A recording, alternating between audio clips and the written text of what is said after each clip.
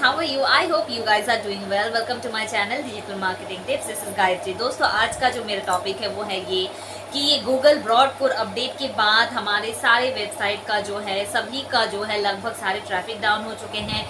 जिनके बहुत अच्छे रैंक कर रहा था फर्स्ट पेज में वो सब डाउन हो चुके हैं। काफ़ियों के तो रैंक का चले ही गए हैं, एकदम से गूगल पेज से गायब भी हो गए हैं रातों रात। तो ये सब क्यों हो रहा है ये तो हमें पता है कि गूगल ब्रॉडकोर अपडेट की वजह से ये सब घटा है। तो ये सब हम फिर से वापस कैसे पाए, किस तरह से और कैसे कौन सा वर्क स्ट्रैटेजी एसईओ का अप्लाई करें ताकि गूगल के एल्गोरिथम्स के अकॉर्डिंग वो सब फिट बैठे और हमारा जो रैंक था, जो पहले रैंक कर रहा था, वो फिर से वापस आ जाए। तो इसी के बारे में ही आज हम डिस्कस करेंगे। तो दोस्तों सबसे पहली बड़ी बात है ये कि गूगल ब्रॉडकोर अपडेट का जो एल्गोरिथम है उसको हमको ठीक से पढ़ना है और ठीक से समझना है। ठीक से पढ़ने और समझने के बाद ही हमको उसको दिमाग में रख के ही सारे वर्क स्ट्रैटेजीज जो है एसईओ के वो प्लान करने हैं। जो हम पहले करते थे एसईओ वर्क स्ट्रैटेजीज वो अलग हुआ करती थी, फिर उसके बाद कुछ अलग, फिर उसके बाद कुछ अलग। इस तरह से एसईओ का जो वर्क स्ट्रैटेजीज होता है, गूगल एल्गोरिथम्स हमारे हर साल में 2-3 बार तो ऐसे अपडेट आते ही रहते हैं। मेजर अपडेट्स तो 3 बार आ ही जाते हैं,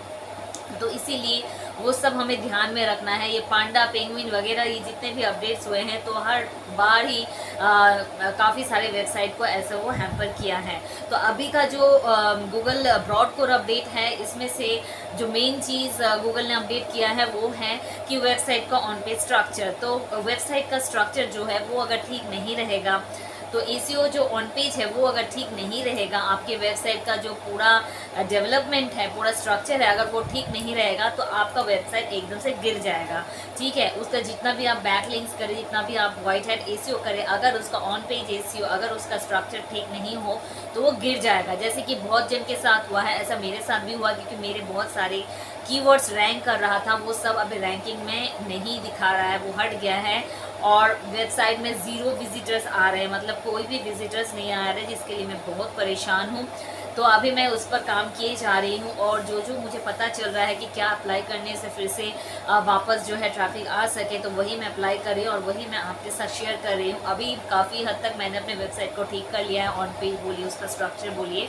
अब जो काम करना है वो है एसईओ का ऑफ पेज वर्क, जो कि हम प्रीवियसली करते थे। जो टेक्निक फॉलो वो अभी है या नहीं, क्या वो टेक्निक जो है बैकलिंक्स क्रिएट करने का, क्या वो अभी भी काम करेगा या नहीं पहले के जैसा, यही हमको समझना है। तो दोस्तों सबसे पहली बड़ी बात है ये कि हमको बैकलिंक्स करने हैं सोच समझ के, ना कि एकदम भर भर के बैकलिंक्स करनी है। ये कभी नहीं, ये बहुत पहले चलता था लेकिन अभी वो बिल्कुल नहीं चलता है। गूगल उसको 0 प्रायोरिटी देता है। इसीलिए आपको दिमाग में रखना है कि आपको जो भी बैकलिंक्स करने हैं वो डू फॉलो हो, वो एकदम हाई ऑथोरिटेटिव डोमेन से हो, उसका पेज रैंक अच्छा हो, वहाँ से लिंक जो है आपको जब मिले तो वो काफ़ी आपके लिए बहुत, आपके वेबसाइट के लिए बहुत वैल्यूएबल हो और आपके वेबसाइट को रैंक मिले। तो इसीलिए ये सब ध्यान में रखने के लिए आपको क्या करना पड़ेगा, आपको जिस भी वेबसाइट पे आप जाके आप लिंक कर रहे हैं। नेक्स्ट बात है ये जो है, जब भी हम कोई भी बैकलिंक्स क्रिएट करेंगे किसी भी वेबसाइट में, पहले उस वेबसाइट को हमको पूरी तरह से चेक कर लेना है एसईओ टूल में कि वो वेबसाइट जो है जहाँ पे हम लिंक यूज़ करने जा रहे हैं, बैकलिंक्स क्रिएट करने जा रहे हैं लिंक यूज़ पाने के लिए, क्या वो सही मायने में एकदम हाई क्वालिटी वेबसाइट है या नहीं, उनका डोमेन ऑथोरिटी क्या है, उनका पेज रैंक क्या है और वहाँ पे जो कंटेंट्स है वो वैल्यूएबल है या नहीं, इंफॉर्मेटिव है या नहीं, ये सब हमको चेक करना है। फिर उसके बाद ही जाके हम उस पर बैकलिंक क्रिएट कर सकते हैं। लेकिन ये भी ध्यान में रखना है कि क्या वो पेड है या अनपेड है, क्योंकि फ्री वर्जन का जो भी वेबसाइट में आप लिंक क्रिएट कर सकते हैं वो ज़्यादातर होता है लो डोमेन ऑथोरिटी वाला वेबसाइट। तो ये आपको ध्यान में रखना है। और पेड वाला जो वेबसाइट है जहाँ पे हम लोग पेमेंट करके फिर वहाँ पे जो बैकलिंक क्रिएट करते हैं वो भले ही कुछ दिन तक रहता है, लेकिन अगर आप पेमेंट करना बंद कर दें एक बार, अगर 3 महीना आपने शायद उसका पेमेंट किया हो, मतलब मेंबरशिप लिया हो, फिर उसके बाद अगर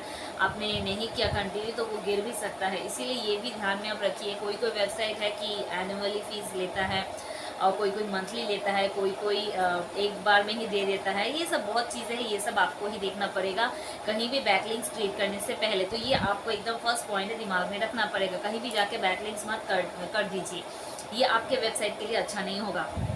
नेक्स्ट जो है कि जो भी वेबसाइट में हम बैकलिंक्स कर रहे हैं, हमको वहाँ पे कितने कितने वर्ड्स के आर्टिकल या कंटेंट डालने हैं, क्या वो बुक मार्किंग वाला वेबसाइट है या क्या वो कंटेंट दे सकते हैं वैसा कोई वेबसाइट है, क्या वो इमेज वेबसाइट है, क्या वो डॉक्यूमेंटेशन करने का वेबसाइट है। ये सब भी हमको देखना है कि हम वहाँ क्या दे सकते हैं।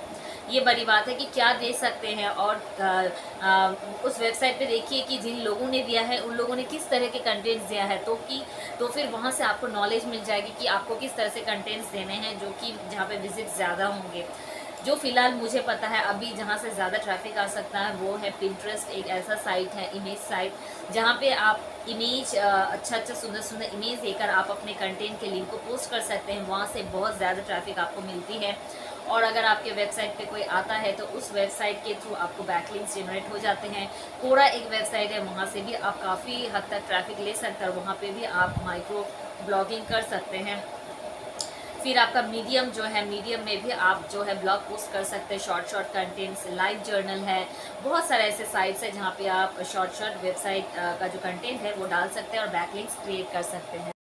जब ये सब आपका रिसर्च वर्क हो जाएगा तो आप फिर वहाँ पे आप बैकलिंक क्रिएट कर सकते हैं। और जो थर्ड पॉइंट है वो है ये कि आप सोशल मीडिया में ज़्यादा से ज़्यादा एक्टिव हो जाइए और जो भी बैकलिंक्स आप क्रिएट कर रहे हैं या शेयर कर रहे हैं या आपके वेबसाइट पे जो भी फ्रेश कंटेंट आप पोस्ट कर रहे हैं उसका शेयर ज़रूर आप सोशल मीडिया में कीजिए।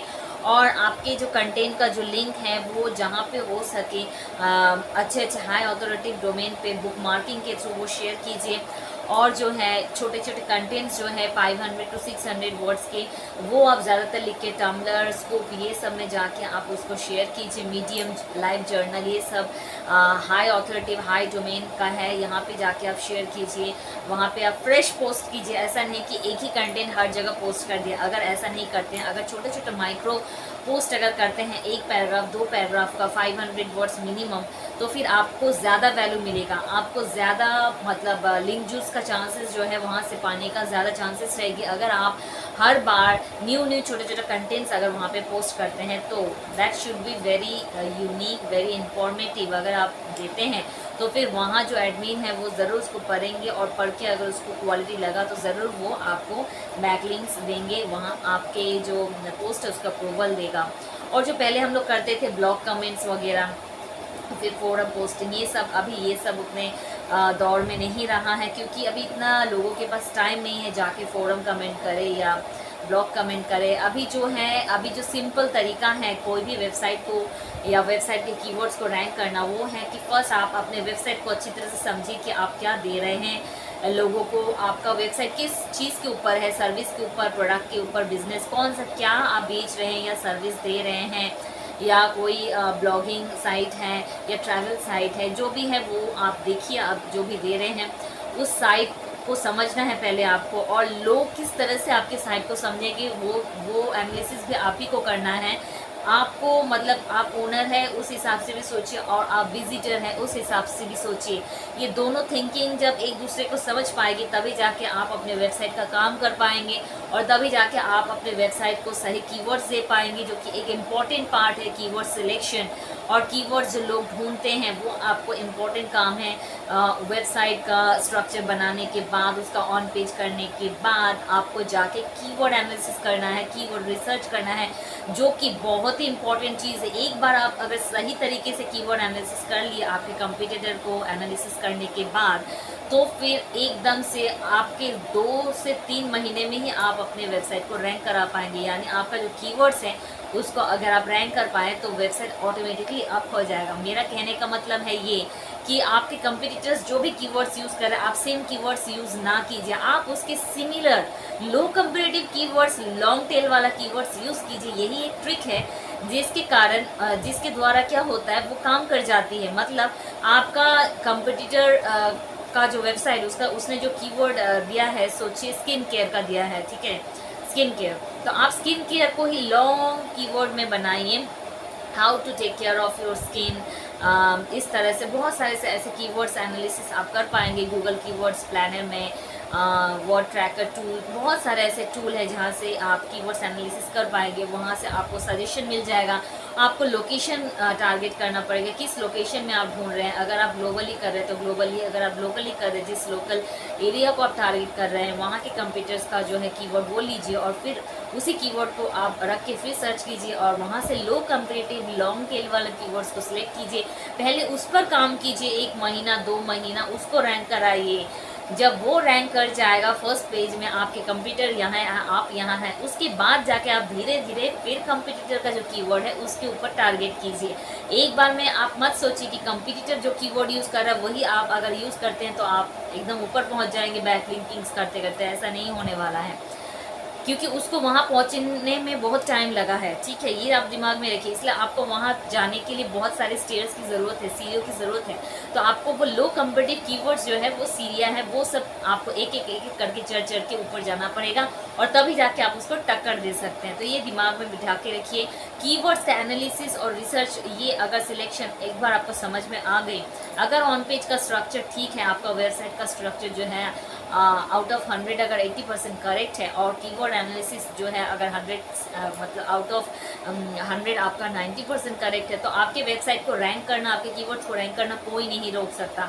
और बशर्ते ये कि आपको गूगल का जो लेटेस्ट एल्गोरिदम है, मतलब गूगल का जो ब्रॉड कोर अपडेट है उसको फॉलो करके ही आगे चलना पड़ेगा। यानी सिर्फ अभी ब्रॉड कोर अपडेट आया है, दूसरे नेक्स्ट टाइम जो भी अपडेट्स आएंगे, मेरा कहने का मतलब है ये सिंपल कि आपको गूगल का जो भी एल्गोरिथम्स, जो भी अपडेट्स आता है उसको दिमाग में रख के उसको फॉलो करके ही आपको आगे बढ़ना है। अपना वर्क स्ट्रेटेजीज लेकर अकॉर्डिंग टू गूगल जो आप सही हो और स्ट्रैटेजीज भी जो सही हो, तभी जाके ये दोनों काम करिए और आप रैंक कर पाएंगे। तो ये चीज़ एकदम आप अपने दिमाग में सेट कर लीजिए, तभी आप एसईओ की दुनिया में टिक पाएंगे।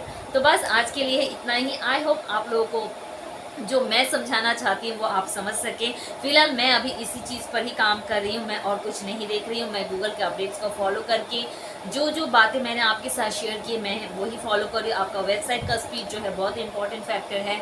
ये आप जीटी मैट्रिक्स में जाके आपके वेबसाइट का जो स्पीड है उसको चेक कर लीजिए, कौन से पेज में क्या इशूज़ है। ये मैंने प्रीवियस वीडियो में दे के रखा है, आप जाके चेक कर सकते हैं। इसीलिए वो सब चेक करने के बाद ये आता है फाइनल स्टेज की ब्रॉड कोर अपडेट के बाद जिन लोगों का भी वेबसाइट का कीवर्ड्स का रैंक डाउन हो चुका है वो किस तरह से अपने वेबसाइट का रैंक फिर से पा सकते हैं, कर सकते हैं, उसी के बारे में ही आज का ये डिस्कशन था। तो आई होप ये मेरा इन्फॉर्मेशन जो है आपको ज़रूर मदद करेगी। आज के लिए बस इतना ही, मिलती हूँ मैं आपको अपने नेक्स्ट वीडियो में कुछ नया लेकर। टिल देन बाय दोस्तों, गुड नाइट।